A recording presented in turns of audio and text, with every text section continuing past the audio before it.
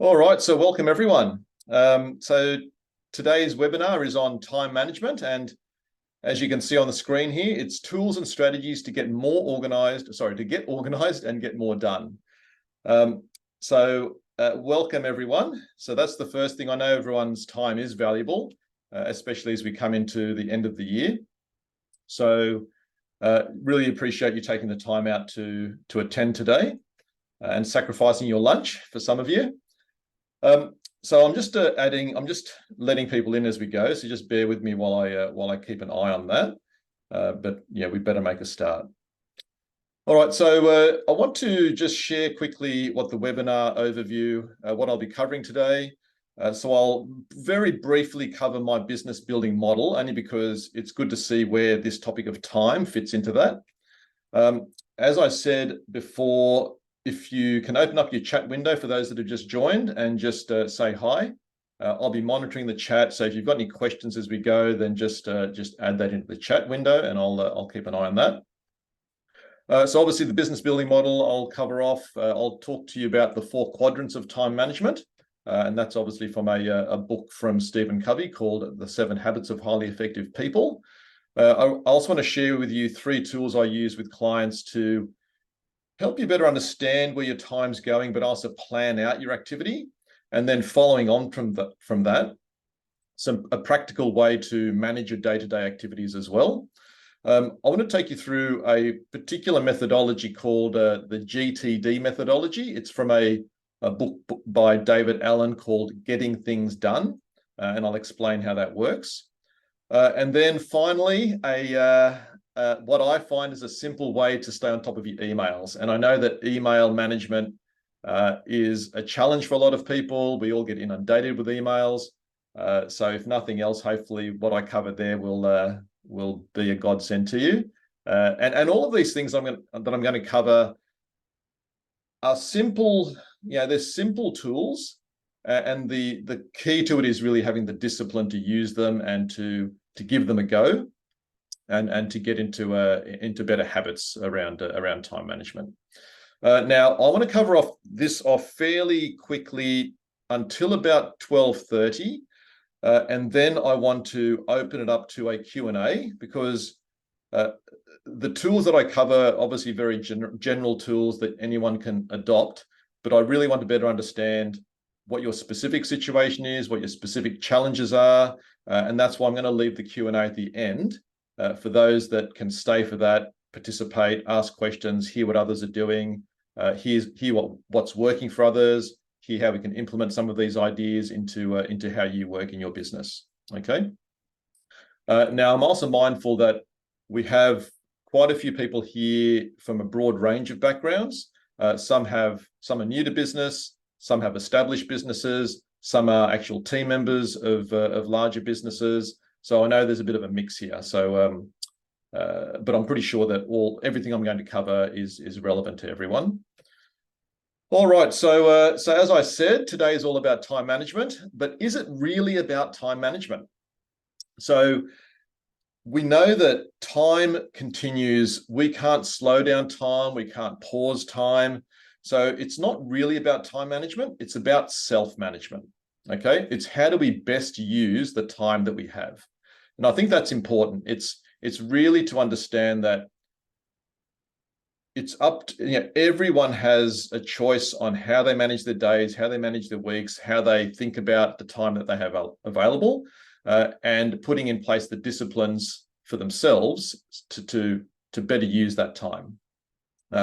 And we know there's a lot of successful people out there, whether it's the Richard Bransons or those types of people. Everyone has the same amount of time, but they obviously use their time in a different way to a lot of other people. Okay. All right. So that's the first thing. It's really about self-management. Now, if anyone's got any questions as we go, feel free to just add those into the chat box. I know a few people have said hi, so that's good. So very briefly, as I said, I just want to share with you where time fits into my business building model. And I always tell people there are 3 parts to every business, and they're represented by these 3 column headings. So the first part is really getting the work in the door. The second part is getting the work done productively and effectively. And the last part's getting paid, getting organized, making sure the back office is working well. Okay. And then within each of these 3 areas, I break it down into 3 other areas. And you can see that getting in the work in the door involves getting your strategy right, generating leads through marketing, converting those through sales, getting the work done. There's a whole heap of things there, but around delivery, making sure you've got the right team in place, the right systems in place. And then lastly, getting paid, getting organized. Part of it is about making sure you know where you're headed. Now, I'm not going to cover all of this, obviously, today, but a big part of being organized is obviously focusing on time. And so I just want to show you this because I want to just highlight the fact that time is a major area that I work on with clients. It's great to have all of these strategies to build a business, but if you're not managing your time well, if you can't find the time to implement these improvements, if you try to scale up, for example, with marketing, a lot of people want to scale up their business, through marketing and other strategies. It can all fall in a heap if you're not managing your time well, if you don't have some of these other fundamentals in place, such as knowing your numbers and so on. Okay, so I just want to put this into context that time management is a critical area that I help my clients with, and it's an area that I find a lot of people need help with. All right, so let's just go through some quick tools and techniques to help that I share with my clients, and that will help you better understand how to think about time and think about the activities that you do day to day.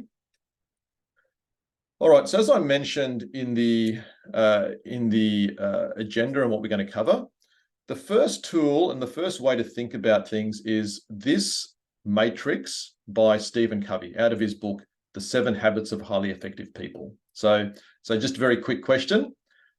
Who's read the book or heard about the book? I'd love to find out from, just pop that into your chat box because I can't see everyone on the screen. We have about 40 people on this call. So just open up your chat box, let me know if you've read it, if you've heard about it, and I'll just keep going through this. So Stephen Covey, yep, Stephen, we know that Stephen's read it. So quite a few people, but other people have heard of it.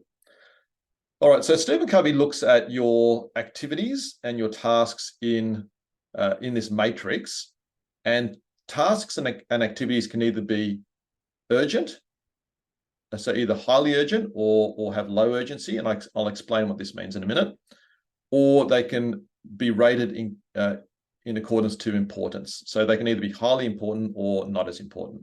So urgency is a fairly easy concept to understand. It really depends on how time critical a task or an activity is. Okay, so if it's time critical, it's got high urgency. If it's not time critical, it's got low urgency. Importance is a little bit trickier. You really need to think about, are tasks and activities helping you to achieve your goals in your role or in your business? Because sometimes I'm just admitting some more people. Sometimes we get caught up doing things that feel urgent, but they're not really helping us achieve our long-term objectives. Okay, so I'll give you some examples. So quadrant 1 is the quadrant of demand, where tasks are urgent and highly important. So these are generally things that are where you're serving customers, where you've got staff that need help to continue with their roles. There's crises that need to be fixed. So these are things that really need to happen, and you need to attend to it quickly. Otherwise, there will be a major impact on your business, your customers, your team, and so on. Okay. I'll come back to quadrant 2. Quadrant 3 are things that seem urgent, but they're not really important to your business. Okay, so this is what we call the zone of distraction. Examples of this are where you might have sales reps turn up on your doorstep. You might have people come into your office that and distract you with things that, well, they may not be important things, but they need to be attended to straight away because they're coming in your door, and you need to speak to them, work out what they want. It's taking it off your main task. Okay. Now, some of those may be important things, but you just need to be mindful that not all of it would be important. They're just an interruption, and we need to really monitor those and make sure we understand why they're happening. Are they really important? Understand that they're distracting you, and make sure that you can work out ways to reduce those quadrant 3 activities.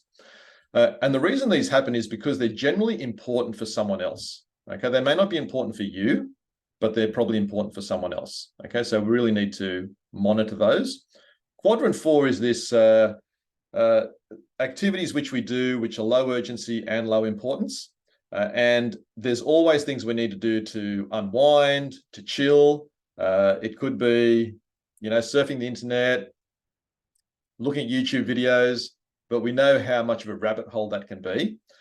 So they're examples of things that you can get drawn into and lose time and not really appreciate how much time you're spending there. So we obviously want to reduce quadrant 4 and quadrant 3.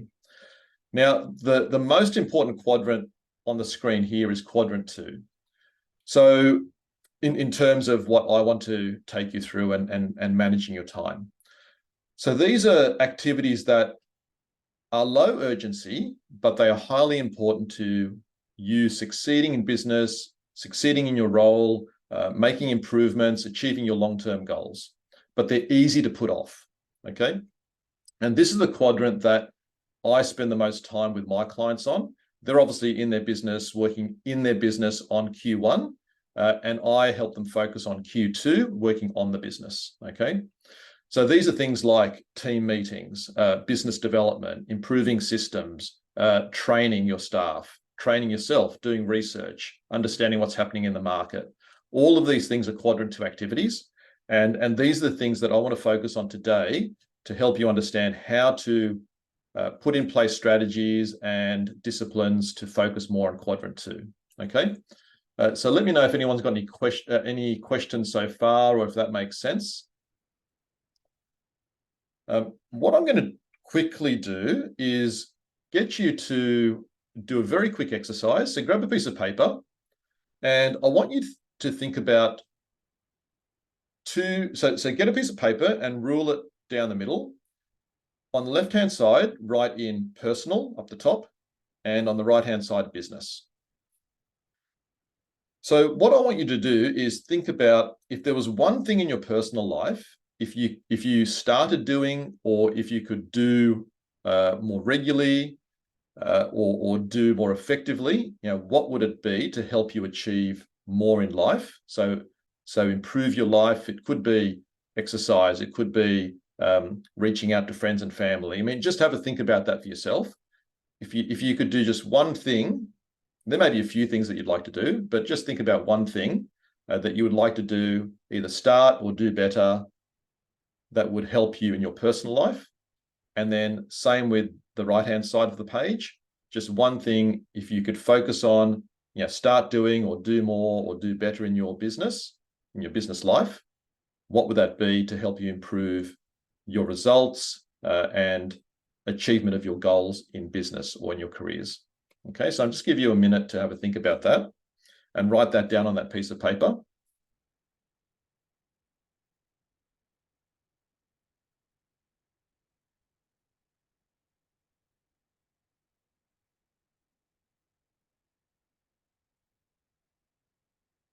So once you've written those down for yourself, just type in done into your chat box. That would be great.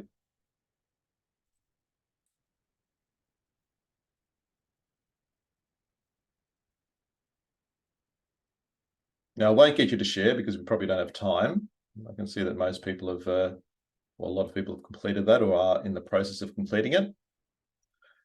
So have a think about which quadrant those 2 items fall into. Okay. Now, for some people, it can take some time to work out what quadrants things fall into. But if it's clear for you, then just type it into your chat box. Is it Q1, Q2, Q3, Q4?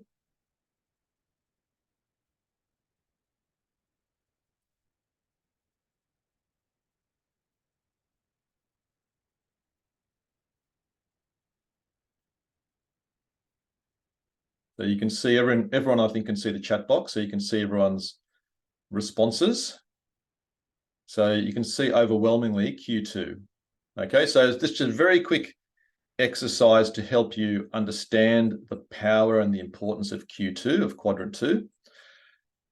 And it depends on your role. Like if you're a manager in a business, you're going to have more time to spend on quadrant 2 than if you're a sole operator, for example. But a bit of a ballpark percentage of time to spend in Q2 is roughly 20% of your time. Okay, now it might seem like a lot, but if you think about team meetings, business development, marketing, all of these things that you need to find time for consistently, all of those are Q2 activities. And then outside of work, obviously there's there's other things that you want to do, whether it's exercise, eating well, building relationships with your family and friends, all of those things. They're all Q2 activities. So it's really understanding that you need to carve out time, both during work hours and also outside of that, to focus on Q2. Okay. All right. So the next tool I want to share with you, and I'm happy to share any of these with you after the webinar. I've got PDFs of these that you can use. This tool is called the time log, and actually I might bring it up as we go so you can see the so that's the next one I'm going to share. I think I've brought up the wrong thing. I'll just bring up the time log. So the time log is a one-page tool which I get clients to use when they're not quite sure where their time is going. Okay, so a lot of times we get to the end of the day, end of the week, and we think, where the hell's my time gone? So this is just a way to track your time over a 2-week period. So I send this to people and I get them to print out 10 copies of this. So one for each working day for the 2 weeks, and then just complete it. And it could be, so for example, today's webinar, you wouldn't complete every 15-minute increment. You just rule down a line for that hour and then type in attended webinar, for example. Okay, so it's a good simple tool to use to better understand where your time's going, complete it for 2 weeks, and then reflect on it and get a better understanding of what you can do, whether there are things you can delegate to other people, whether there were distractions that you really weren't aware of, or that you weren't aware of how much time they were taking, and so on. Okay, so that's just the first step. And before we can make real change, it's all about understanding the situation you're in and having more awareness. And that's what this tool is designed to do. Can I ask, has anyone done that for themselves? Obviously maybe not using my particular tool, but just tracked where their time is going, use that information to better understand what's happening and then making changes. So there's a few people here. So Alyssa said yes. Jen saying she has it in a calendar. Stephen saying yes. So a few people. Okay, so happy to share that tool with you. The next is, actually, I think I may have, let me just see, I think I've skipped one.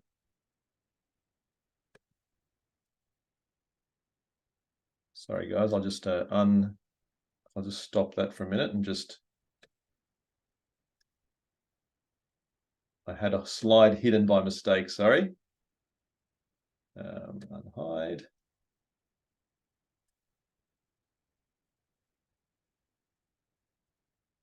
Okay, back to it. All right, so the next tool is the tool I call the skills value matrix. It's really to help you understand. So now that you know where you're spending your time and what sort of activities you're spending your time on, this tool helps you work out what you should delegate to others. Okay, so you can see here, there's 2 axes. One is how much skill is required to do that task or that activity, and how much value it adds to the business, or how much fun you have doing it. There may be things that are low value, but you really enjoy doing it. Okay, so it's a bit of a combination for you to have a think about. So taking all of those tasks that you do currently, and probably looking at the ones that you're not getting time to do, such as business development, developing your systems and so on. mapping that into here. So basically taking these 9 boxes and writing in those activities into each of these to give you a better idea of what you should start delegating. So you can see here, you start delegating from the bottom left-hand corner and you retain these things up here in the top right-hand corner. Okay. Now, if you have a business where you don't have staff and you can't delegate, or you've got limited resources, this will at least help you understand what the next step might be in employing or getting additional resources in the business. What are things that you should be focused on and aiming on delegating to others, so you can focus on the highest value tasks and activities in your business. Okay. And I always tell people, there's a saying, I say that ideally, we would only do what only we can do. Okay. So we would only do what only we can do, which means giving things to other people that other people can do. It's pretty simple. So it's thinking about, well, what are the things that others can't do? They're the things that we can add the most value in. So it could be product development, depending on the business. It could be business development. It could be networking. It could be training others. It could be dealing with specific customers, like high value customers. So every business is different. Obviously, every person is different. It's really understanding that for yourself. Where should you be spending the most of your, what are the most valuable activities for you that you can't get others to do? Focus on those, and over time, delegate everything to everyone else. Okay. So does that make sense? And I'll open it up in the Q&A, I suppose, because I want to make sure that we cover off these tools, and for those that can't stay longer during this webinar. And once again, I'm happy to share that tool with you. Now, the default diary is one of the most powerful tools that I use for time management with clients, and I'll share some examples in a minute. So a default diary is really it's like a time budget. It's looking at your week and saying, ideally, how would I like my week to look? Okay. It's not something that you redo every week. It's just thinking about your week and each week as if you would like to replicate it. Now, you may not follow the default diary 100%. You might only follow it 70 or 80% of the time. But just thinking about your week and how you would like to structure it is so powerful. It really forces you to think about all of the activities that you should be doing, chunking out time for those, carving out time, and getting more, just trying to be a little bit more structured in your business, in your week, and how you work. Okay. So I'm going to share with you some examples. So you can see up here, you should be able to see those examples. Hopefully everyone can see that. So I've got 3 examples to share with you. So as you can see, once again, it's a very simple PDF template, which is blank. I just normally get people to print it out and write it out initially. And then I'll share with you how we then take that and put it into a calendar system like Outlook or whatever you might be using. So you can see here, now I'm not sure if Linda's on this call, but one of her staff just completed this recently. I think Linda is on the call. So this is for a pharmacy client of mine, and so we got all of her team to complete default diaries for their roles. And you can see that this team member works Monday, Thursday, and Saturday. And so it's really about getting them to look at those days and work out a routine for them to follow. Okay, because everyone has different tasks, possibly gets approached about different things during the day, and it can take you off track. And if you can get a little bit more structure, if you can do this for your team and then align everyone's default diaries and have a discussion so that people know that one of the team members may not be available to answer phones or to help customers because they're making outbound phone calls or they're doing something else that's important for the business. Okay, so it's about planning this out for yourself, ideally doing it with all of your team, and then getting alignment between how everyone works and how everyone wants to structure their week. Okay, so that's one example. Another one is a past client of mine who ran an electrical contracting business. So you can see there that he had a fairly consistent routine in the morning and even during the day, but different things being done at different times. Okay.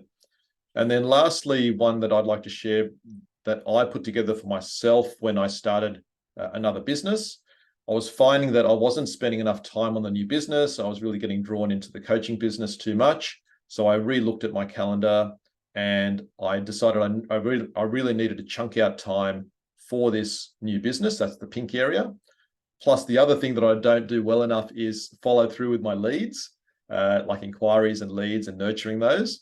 So I put those together in those areas. Okay, and then I'll share with you so the next step after this is taking your Outlook calendar or whatever electronic calendar system you use, Google, Outlook, iCal, and putting recurring time into your calendar. I'll share my calendar with you. I'll share with you next week as a better example. And then just having recurring time to get things to allocate towards these items. So you can see here, now I've changed mine up a little bit since that written one that I shared with you, but I'm now allocating Monday, Tuesday, Wednesday afternoons to another business that I'm working on, admin time on a Friday afternoon, even personal things like boot camp or other things that I do. So these are recurring things that you'll see in the calendar every week. Okay. I'll discuss my calendar in a minute again when I go through one of the other tools. Sorry, just get back to the pres. So can I ask who has put something like this together for themselves? Now I've got a few clients on here, but most people aren't clients. So just so Andrea, is that a me from? Yes, I think it is. Ian does. Carly says yes, works really well. Now Carly's an accountant, so generally speaking, we find people who are more structured tend to work well with this sort of tool. But I would encourage everyone to look at how to put this together for themselves. Now, you don't need to map out your whole every hour of your week in this. Okay, what I do as a minimum is look at this blank sheet or blank version of this sheet and just think about your quadrant 2 activities and map those into your default diary. Okay, so they're the things that we all tend to put off. There are other urgent things that come up. So it is about thinking about where to fit those in, what those are, and then where we want to fit those into our weeks. Karen says yes, but it's continually evolving. Now I've got a lot of clients that put this in place. Following it is the trick, and as Karen said in her comment, it is about reviewing it and refining it. So okay, quite a few people have putting it together. Susan said, yep, recently started, excellent tool, especially when shared with the team. Agreed. Okay, good. So if there's just one thing that I'd like you to do out of this webinar, it's put together a default diary for yourself. Okay, maybe take those other steps beforehand, the time log, working out what you should delegate, what you should retain, and then putting together this default diary. All right, we better move on. Looking at some examples, we've done that. All right, so what I've covered so far is really more about planning. It's more about thinking about your week, thinking about the activities you're doing, and working out a plan. Okay, a plan for the week. Now I want to cover more about how to manage day-to-day activities. Okay, so I'll talk about a master to-do list, how to prioritize your tasks, allocating those into your calendar, and then email management as well. All right, now I did mention this book. It's a book called Getting Things Done by David Allen. So once again, has anyone read this one? And if you ever download any time management apps or to-do or task management tools, a lot of them will say that they follow the GTD methodology. And that methodology is this. It's the Getting Things Done methodology by David Allen. All right. Now, I'm not going to go through the detail of that. I personally think it's too complex and too detailed. I like to try to keep things simple. So a few people have read it, or Michael's read it. And I just want to share this quick flow chart with you, which explains his process, or the basics of his process. So it starts at the top here. So when we think about tasks, they could be it could be a phone call that comes in, it could be an email, it could be someone passing you in the corridor and asking you to do something. So there's a whole heap of things that come into our funnel that we need to do, that we need to action, we need to process. So he has a very simple flow chart to think about. So first of all, is it actionable? Okay, so there are things that come in that you can't really do much with. Okay, so either you trash it. So if it's not actionable, you either trash it, file it away as reference material, or maybe add it to a more long-term list. Okay, it's not something you want to do something with now. For those that you can do something with, then you process it. And what he means by that is, it doesn't mean you do it, it means you do something with it. Okay. If it takes less than 2 minutes, so this is his recommendation, then you do it immediately. Do it yourself and do it and just get it out of the way. If you look at your inbox as an example, there may be things in there that are very quick to respond to action, and just remove all of that that volume, or I was going to say fluff, but it's not always fluff. But just try to reduce all of those easy little things and get those out of the way. Okay. If it takes longer than 2 minutes, then either delegate it to someone else, or what he says, defer it. So when he says defer it, it means add it to a to-do list system somewhere, or add it to your calendar. All right. And I'll explain how I do this in my business. Okay. So it's pretty simple, but it's the discipline of actioning things, proactively looking at your list, looking at your inbox, looking at your post-it notes on your table, or your scribbles as you are on the phone, and doing something with it. Okay. So once again, it's pretty simple. If it's 2 minutes or 5 minutes, whatever your what works for you, but do those things straight away. Otherwise, delegate it or put it onto a list or calendar. That makes sense for everyone? Okay, so just simply, and I'll share with you how to use this practically. So the actions to take out of that is, first of all, have a list. Okay, keep a list, work out a way to prioritize that list. So I'll just share with you my calendar again. I'll share with you my list quickly. Oops.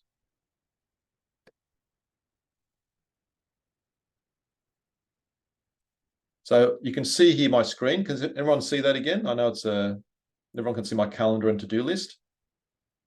Now, I don't use my to-do list all that often now. I used to put everything in my to-do list. I used to talk to Siri, and if I'm in the car, I still do that, I must admit. If I'm in the car and I think of something, I'll ask Siri to add it to my list. And from there, so let's say, as an example, let me go next week. Say I want to do this bio, which someone's been waiting on. If it's in my list, I can review my list, and then I can say, okay, I'm going to do it over here. It's probably going to take me half an hour, for example. Okay. And then it's in my calendar.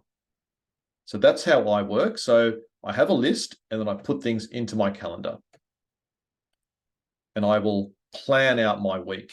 Okay. Now I've shortcut that process more recently. So let's say today, for example, I need to ring someone. I need to send some information to a client of mine. These are things that I could add to my list, but I now am in a habit of just putting that straight into my calendar. Okay, so I'll think about something and I'll add it straight. I'll think about how long is it going to take, and looking at what's in my calendar already, and then just putting it straight into my calendar. Okay. Can I ask,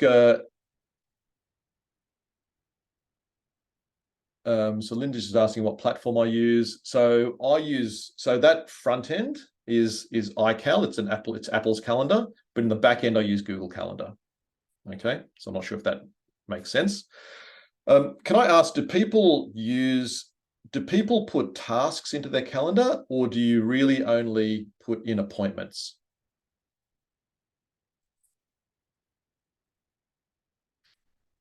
So Carly's saying both, good. And I know some people, I ran this for a client recently, and they use their calendar, they put tasks into their calendar, but they didn't actually allocate specific times for those. They just sort of just used it as a list. Whereas what I do is I think about, is it going to be a 15-minute job? Is it a half-hour job? Is it a 2-hour job? And then work out where I can fit that into my calendar and when it makes sense. So a few people do that, so that's great.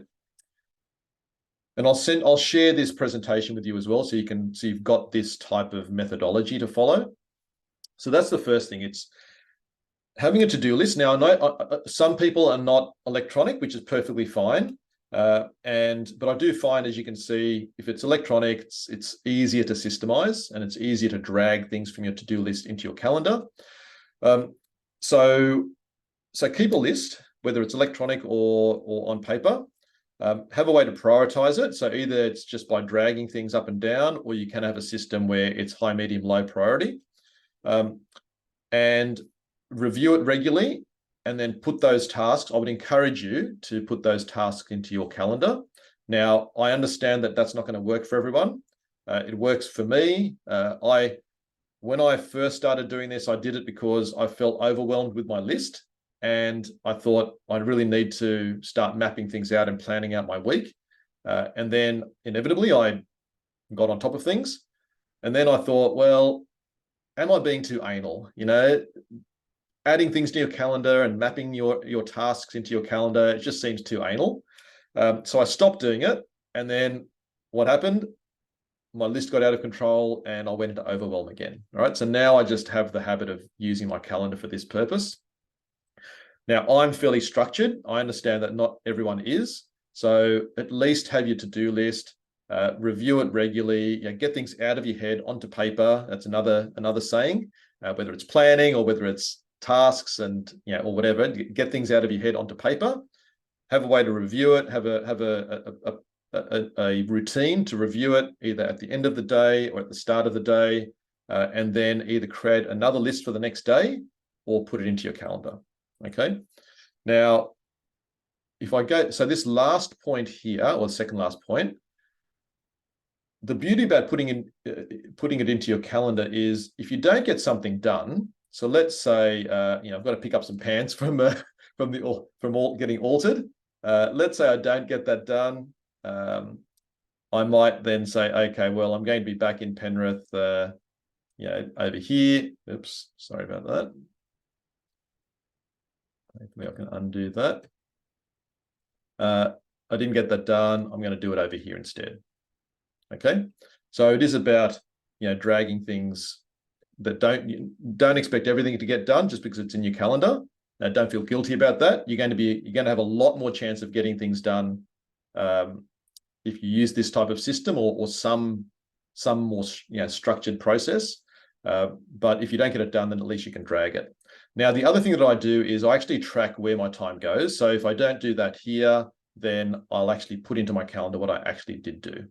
Okay, which is a way for me to understand where I'm spending my time, and that's this part here. Now, I don't expect everyone to do that, but that's a next step you could take. All right, so I know I'm running out of time, so I better go into emails. So I want to explain and share with you how I manage my emails and how I use this GTD methodology for that. So I'm just going to flick over to my emails. And I've tried not to look at this for the last couple of hours. So I've got some emails in here that I can show you how I address these. All right, so if we go back very quickly to this here, look at it, process it, do something with it. Does it take less than 2 minutes? All of that type of thing. So I'll go through in here. I can see Louisa's messaged me about something. That's fine. I don't need to action that. There's a lot of junk mail, as you can see here. There's people that registered fairly late, which is fine. I can scan through a lot of these. So first thing I do is really scan through all of this and work out what I can delete. So I'll highlight everything up to there, delete all of those. So once again, that is going back to this. I'm trashing all of that. That's something I need to action. Once again, I'll go through these, and and it's good to see I can scan quickly. So Susan's on this call now. She obviously registered this morning. I don't need to really look at that other than that. So I've just gotten rid of all of those emails. Now, this is my inbox for my work, my personal, everything. Okay, it's all together. So obviously, you can see that I manage my inbox proactively. And what I do is I have a folder system. Generally speaking, I'd encourage you to have one folder called saved. Once I've actioned something, I will drag it into my saved folder. All right, so I probably should have left some things in here so I can give you an example. But let's say this, I don't need to do anything about this, but I want to keep this. So I'll drag it into my saved folder. Okay. These other things that are on here, so the only things I have in my inbox are things that I need to action still. Okay. There we go. Lorenzo's, thanks, mate. I've looked at it. Sorry, mate, I'm going to delete that just to clear my inbox.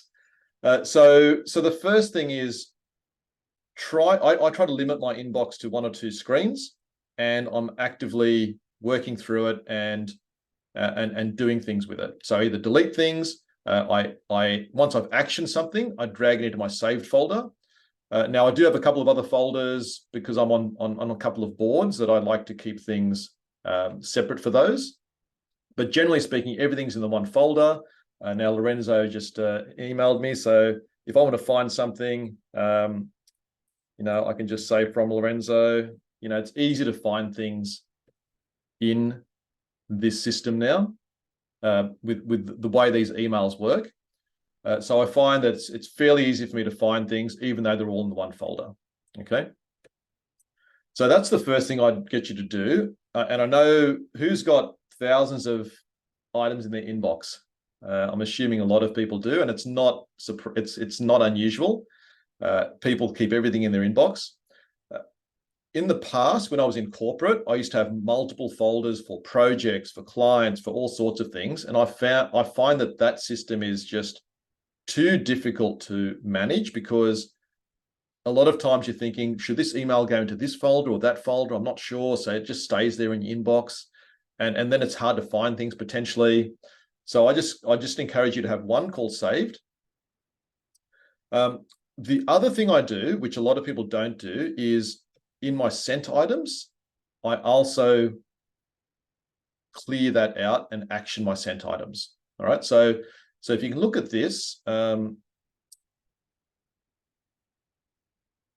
so this is my sent items. That's as big as it is.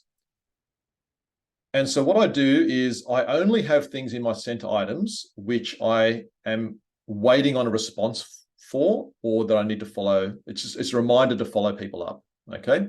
So I sent this out this morning. I don't need to keep this in here. So I'm going to say it's a chamber email. So I'm going to put that into there. This is someone I've connected a client with someone else. I don't need to keep it in here because I don't need to follow anything up. It's up to them to now connect. Once again, I put this into my saved folder. So that saved folder contains both my inbox items and my sent items that I no longer need to worry about. They're just filed away. Okay.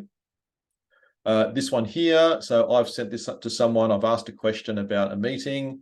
I'm going to keep it in there because I need to wait for that response. Otherwise, I'll follow him up. This one here is to Lorenzo's team. but I don't need to do anything with that. It's just some information I've sent to them. So I'm going to add that to my saved. Okay, so you can get, once again, another one I sent this morning. I don't need to action it. That one as well. Okay, so you can see, now this is someone else I've just asked a question about, potentially a prospect that I want to catch up with next year. So I'm going to keep that because I'm waiting for that response. Okay. All right. So that's how I manage my inbox and how I manage my email. Does anyone do anything similar? Actually, I better move on. I'll move on and I'll open up to Q&A in a minute. Okay. All right. So really, that's the crux of what I wanted to cover off. What I want to do before the Q&A is just ask you, what are the key takeouts for you, and what are things that you feel you could implement in your business? Okay, but don't get ready to leave as yet, because we will be open for Q&A, and I'm happy to stay on a bit longer if people want to discuss any of this. So just have a think first. Out of what we've covered, and I'll just go back over it. We've got Stephen Covey's 4 quadrants, time log, skills value matrix, default diary, the David Allen or getting things done methodology, my email, my system to manage emails. Now I know a lot of people use flagging in emails, and all of these things can work really well, and reminders in emails. I don't. I've just shared with you my system. It may or may not work for you, but it's something to have a think about. Okay. All right. So before we go into the Q&A, if anyone wants to organize a quick phone catch up, happy to do that. This is going to be my very quick sales pitch. Anyone wants to talk about business or chat about their business, their plans for next year, happy to just organize a very quick phone catch up, and then we can work out whether or not we should meet next year. I've just put a link into there if you do want to book something in, but I'll also share that with you after the webinar. All right.